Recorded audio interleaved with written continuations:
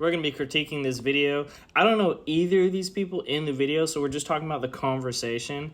And both guys have interesting points, so let's get started.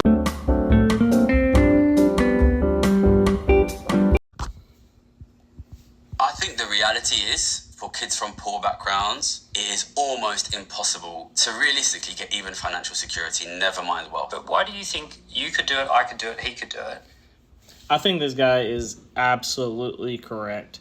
Maybe not almost impossible, but depending on the level of poverty, saying it is a difference is the biggest understatement I think I could possibly make. One of the biggest issues is if you have a poor background, it is likely that the people you're being raised by or the people around you in general have really bad habits.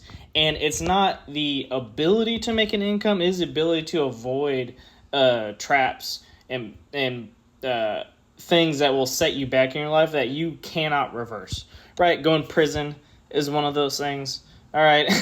Just things you can't undo that create obstacles that are so astronomical, that you just really can't dig yourself out of that hole. The other thing is not everybody is built the same, right? So some of us are built different. But you may have skills that inherently make you a better income, just naturally. There's things you can naturally maybe pick up, right? I think we all agree that the best computer programmer in the world is going to make a lot more money than the best hairstylist in the world, and that's just a reality. But one person cannot do the other person's skill, even if you train them as little kids. They can do the skill, but not at that level. Some people have an intrinsic talent for things, and if your intrinsic talent is something that's just a lower income skill, it's just going to be harder for you. It's just reality.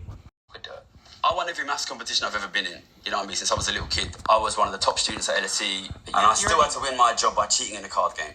You know, that's the world that we live in. I don't think that's a very replicable strategy. What I see is most often the people who do really well financially who are young, they dropped out of school, they dropped out of university, they started learning how to do things by doing their own research. They start their own business or co-found a business.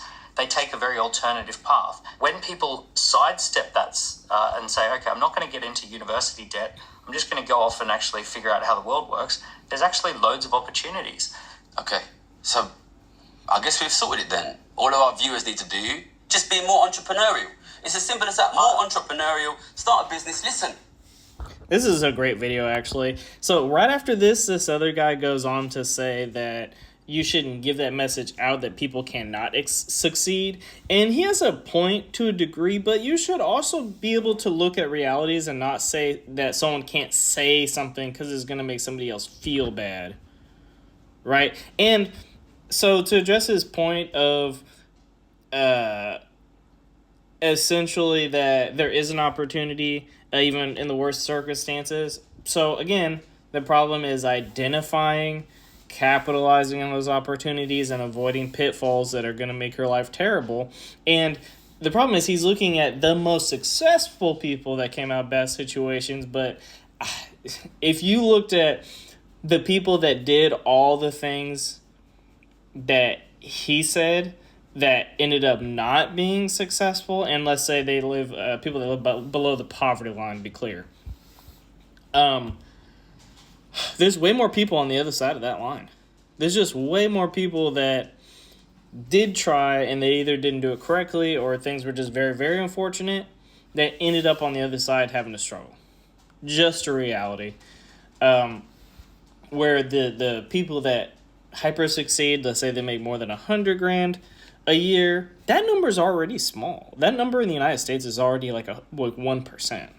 So if we're talking about just raw numbers, the amount of people that took an alternative path to success, that's already a minority. So if we're looking at people that took an alternative path for success and then failed, that's most people, which is the problem, right? It's kind of an unrealistic way of looking at things. My friends can't feed their kids, okay?